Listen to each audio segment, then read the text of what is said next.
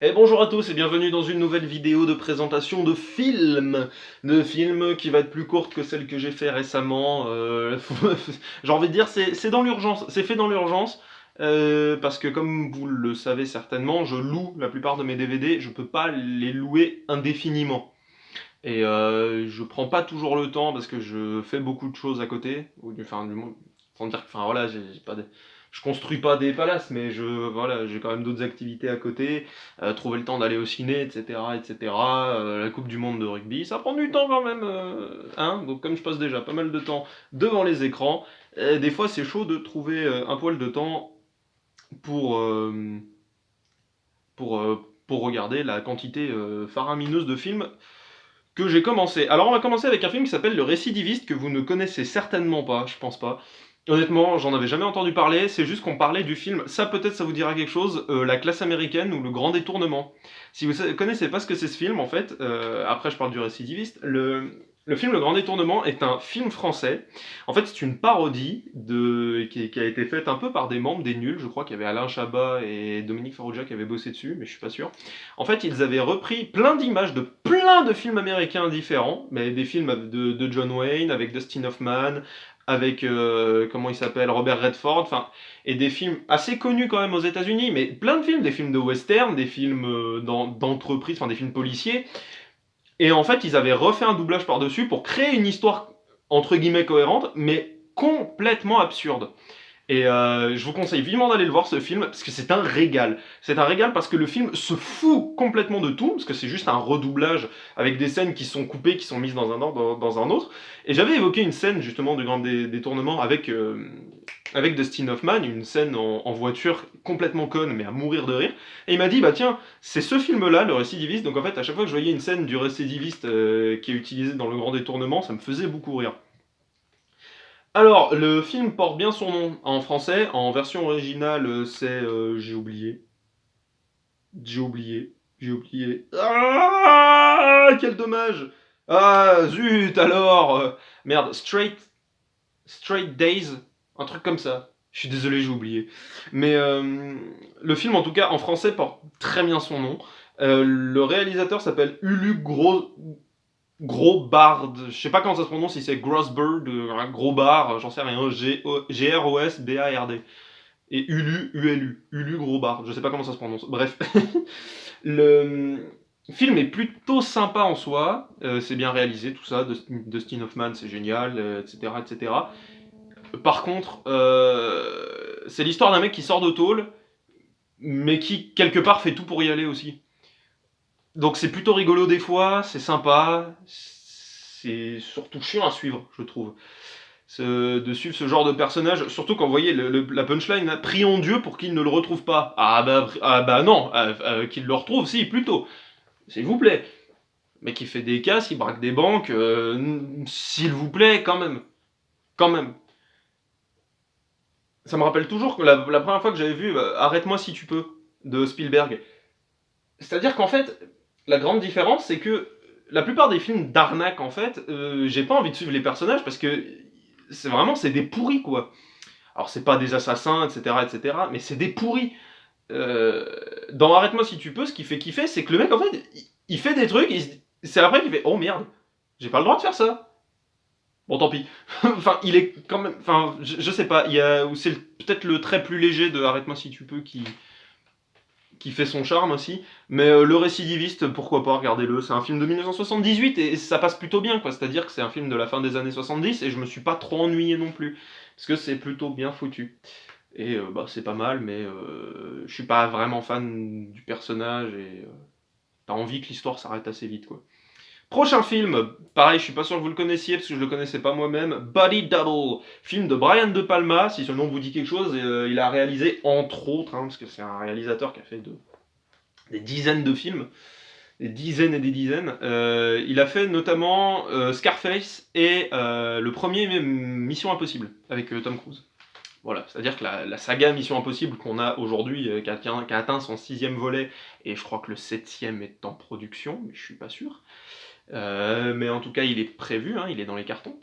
Euh, enfin, voilà, tout ça, ça arrive avec, en tout cas, ça a été lancé avec Brian De Palma En 96, le premier Mission Impossible. Et ce film-là, du coup, date de... J'ai complètement zappé. À redécouvrir pour la première fois dans sa version restaurée 4K. J'adore quand même le fait de ressortir de vieux films en ultra haute définition. 1984. 1984 ce film. Ça me fait un peu rigoler. Genre Shining, version 4K. On s'en fout. C'était tourné à la pellicule. Qu'est-ce qu'on s'en branle? Enfin bref. Alors, film plutôt sympa, j'ai plutôt bien aimé. Film assez stressant et un peu inquiétant, mais j'ai bien aimé l'ambiance. Il y a une super ambiance pendant tout le film, l'histoire d'un acteur en fait qui a du mal vraiment à se lancer une carrière. Il a besoin d'un appart parce qu'il découvre que sa femme le trompe. Yes. Et il cherche un appart, un gars qui vient à peine de rencontrer, et il dit ah bah écoute, je cherche, t'inquiète, moi aussi je cherche des gens pour habiter dans mon appart vu que je m'en vais. Et il lui présente en gros la voisine d'en face, il dit tiens regarde, elle fait le même show tous les soirs à la même heure, et c'est un show assez sensuel, sexy, tu la vois danser. C'est un peu ridicule quand vous voyez ça aujourd'hui, c'est-à-dire que vous voyez une fille seins nus et juste avec une espèce de châle, enfin un truc transparent, danser comme ça, les rideaux, se caresser, danser et tout machin qui fait ça quoi. Qui fait ça? C'est une alcoolique qui fait ça, c'est une alcoolique notoire qui prend ses 8 verres de vin tous les soirs et qui du coup est complètement bourré. Je pense pas qu'une fille aujourd'hui fasse ça. Vous pouvez me le confirmer dans les commentaires, mais j'en suis quasi sûr. Mais j'ai plutôt bien apprécié le film, il est assez sympa et même si de temps en temps vous voyez le héros, vous avez juste envie de lui dire fais pas ça, arrête, arrête, fais pas ça, vite rentre chez toi, arrête d'être con. Mais bon, c'est plutôt rigolo. En parlant de rigolo, film dont j'avais beaucoup entendu parler, que j'avais commencé à voir mais que j'avais pas fini, et c'était il y a des années. Little Miss Sunshine, le film qui est devenu culte aujourd'hui, je pense, vraiment, je pense qu'il est devenu culte. Euh, à confirmer, vraiment à confirmer. Mais je crois que c'est vraiment un film qui commence à devenir culte. Pourtant, il est assez récent, hein, il date de 2006. Enfin voilà, un film qui est très connu pour son humour et son côté très décalé. Et aussi le film qui, en fait, on va dire, pas qui lance. Il n'a pas lancé la carrière, mais en tout cas, je veux dire, l'autoroute se construit de la carrière de Abigail Breslin, qui joue la gamine, qui joue Olive. Dans ce film, elle avait été lancée en 2002, quand elle avait 5 ans, dans Signe, de M. Night Shyamalan, qui est un film très sympa, regardez-le. Elle était déjà assez convaincante en plus dans Signe, même si elle apparaît pas longtemps, parce que c'est une fille de 5 ans, mais elle est déjà très convaincante dans son rôle. Là, elle explose, mais alors tout, elle est impressionnante. Après, elle a fait Zombieland, etc. Et j'ai hâte d'ailleurs de voir Retour à Zombieland, ça va être grandiose. Je sens que ça va être grandiose. J'adore l'histoire, honnêtement, de Little Miss Sunshine, cette famille dysfonctionnelle à souhait. Le grand-père, comment il s'appelle cet acteur? Alan. Pourquoi ça m'énerve? Pourquoi il n'y a pas le nom des acteurs directement là, bordel? Sérieusement, c'est pénible à la fin. Alan Arkin, voilà, merci. Alan Arkin qui a gagné l'Oscar du meilleur acteur dans un second rôle hein, pour ce film, et c'est super quoi.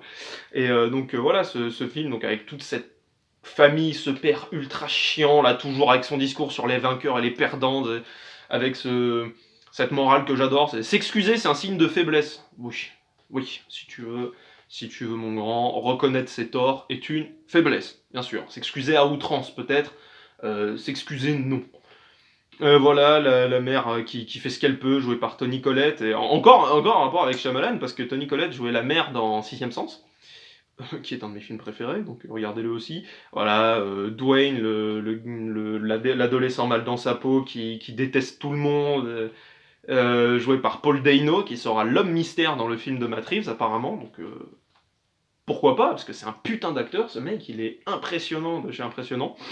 Et voilà, Steve Carell dont j'avais parlé dans Bienvenue à Marwen, enfin voilà, qui joue l'oncle, qui a fait une tentative de suicide, enfin bref. Et t'as le père qui sort, oui, ton oncle n'était pas courageux, ton oncle est lâche, se suicider est un acte lâche, mais non, putain, c'est un acte malheureux, enfin bordel.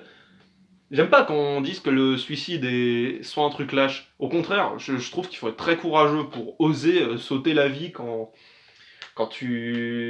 t'en es réduit à ça, quoi. C'est-à-dire tu ne vois l'espoir nulle part. Le seul truc qui peut te soulager, c'est d'arrêter ta vie. Au contraire, je trouve ça courageux. Voilà, et toute cette...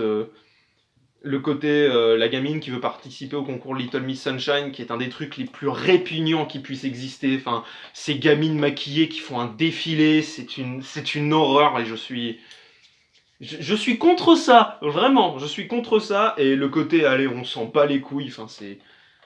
Ce film est magique, et j'ai passé un très bon moment, les acteurs ont dû s'éclater comme pas possible sur le tournage, et honnêtement, j'ai beaucoup rigolé, et j'ai beaucoup apprécié.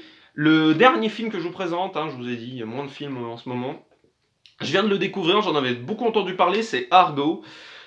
Film écrit... Oh, d'ailleurs, j'ai même pas dit qui est le réalisateur de Little Miss Sunshine, c'est énervant, les trucs sont trop petits. Ils sont beaucoup trop...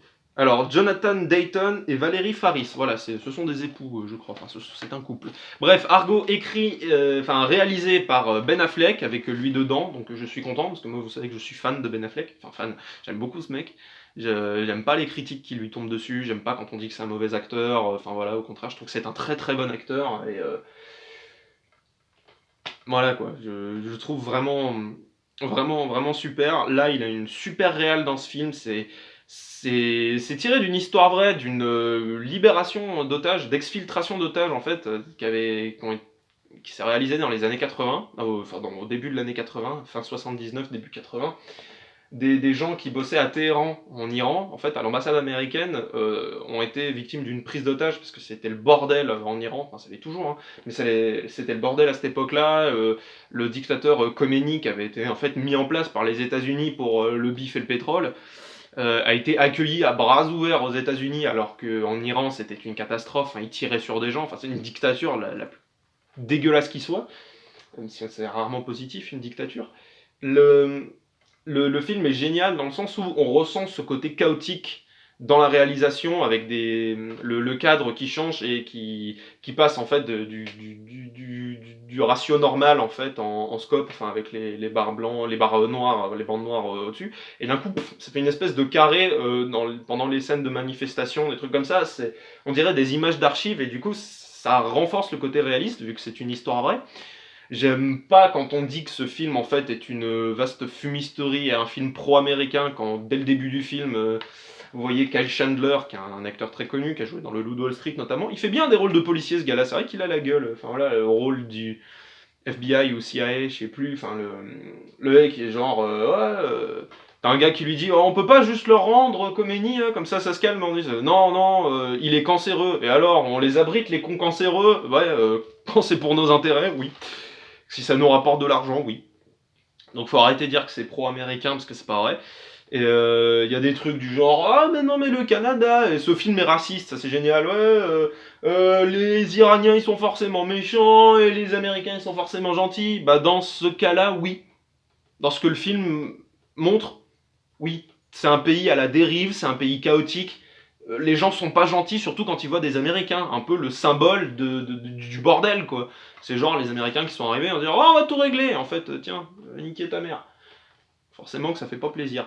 Mais moi j'ai beaucoup aimé le film, voilà, genre quand j'entends pareil Ben Affleck, qui est pas expressif, bah son rôle c'est un mec enfin voilà, qui fait de l'extraction d'otages en gros, enfin qui va libérer des gens dans des pays où c'est la merde, et surtout où ils ont pas le droit, donc tu m'étonnes qu'ils soient un peu froids, tu m'étonnes. C'est sûr, hein, c'est le mec il fabrique des fausses identités, enfin tout ce genre de trucs. C'est un espion en gros, alors c'est sûr qu'il va pas, c'est sûr qu'il va pas giguer de partout, il va pas avoir des tonnes d'expressions faciales, c'est normal, c'est normal. Et beaucoup d'acteurs ne les ont pas, hein, mais voilà, un super casting, enfin Bryan Cranston, on retrouve Alan Arkin, hein, d'ailleurs, John Goodman, Ben Affleck évidemment, Scott McNairy qui a fait plein de petits rôles dans plein de trucs, qui joue dans Batman v Superman notamment, c'est le gars qui se fait écraser les jambes dès le début du film. Et donc c'est génial de le retrouver en face de Ben Affleck, c'est trop bien quoi, ça refait l'échange dans Batman v Superman. Donc moi je suis très satisfait d'Argo, pour la simple et bonne raison qu'on peut chier sur les inexactitudes historiques, si vous voulez, en attendant, qui connaissait cette histoire? Honnêtement je la connaissais pas. Donc déjà qu'un film présente l'Iran et ce côté otage, tout ça, bah, je trouve ça intéressant parce que c'est une histoire qu'on connaît pas. C'est dans les années 70-80, enfin dans les années 80, on est encore dans la guerre froide, enfin donc je trouve ça super intéressant et j'aime pas quand on montre ce genre de truc, on dit ouais, ils présentent les Iraniens comme étant tous dangereux. Non, on voit des enfants qui sont forcés au bout à taffer pour les intérêts militaires de l'Iran. On voit des gens qui les abritent en plus, donc c'est stupide. On voit des militaires. C'est comme si on vous faisait un film sur la Seconde Guerre mondiale et que vous disiez, oh, dis donc, les Allemands, enfin, genre euh, sur une extraction particulière, quoi. Genre dans Valkyrie, c'est genre, ouais, mais les Allemands là, ils sont nazis. Bah oui, oui, c'est ce que le film veut te raconter. Donc oui. Donc voilà, et dans le côté, encore une fois, xénophobe du film, la musique est composée par Alexandre Desplat, enfin je veux dire, il y a plein de motifs un peu Moyen-Orient, moyen-oriental, du coup, enfin, très musique très arabe entre guillemets, enfin voilà, très orientale. Donc voilà, faut arrêter quoi. Le film est ancré aussi dans sa réalité, il sait ce qu'il raconte. Et quand vous voyez un film qui est basé sur une histoire vraie, évidemment que c'est romancé, évidemment que c'est voilà, c'est normal. Hein. Et j'ai envie de vous dire, pour des trucs qui se basent sur la réalité, enfin Argo qui a quand même, voilà, qui a reçu des Oscars du meilleur film, meilleur montage, meilleur scénario adapté, écrit par Chris Terrio, d'accord, hein, d'ailleurs. Chris Terrio qui a écrit Batman v Superman avec David S. Goyer et Justice League, enfin voilà. Le vrai Justice League, pas cette version de merde qu'on a eue. Mais moi je suis très, très satisfait d'Argo, je trouve que c'est un très bon film et je vous encourage vraiment à le voir. Voilà. Merci d'avoir regardé cette vidéo, on se dit à la prochaine, et puis portez-vous bien, ciao.